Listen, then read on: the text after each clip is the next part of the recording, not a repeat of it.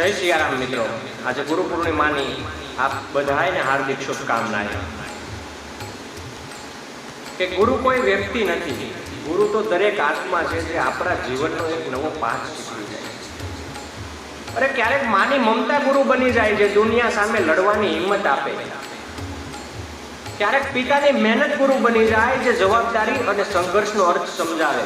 ક્યારેક ભાઈ બહેનનો સાથ ગુરુ બની જાય છે જે સંબંધોની સાચી કિંમત બતાવે।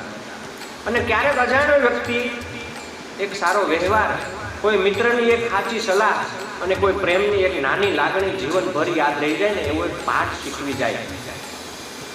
પણ ત્યારે દરેકના જીવનમાં એક ખાલી જગ્યા હોય તો પણ કુદરત કોઈના કોઈ સ્વરૂપે એક ગુરુ મોકલી આપી જ દે છે। ગુરુ એ નથી જે માત્ર જ્ઞાન આપે, ગુરુ એ છે જે આપણને સાચા માર્ગે દોરે છે।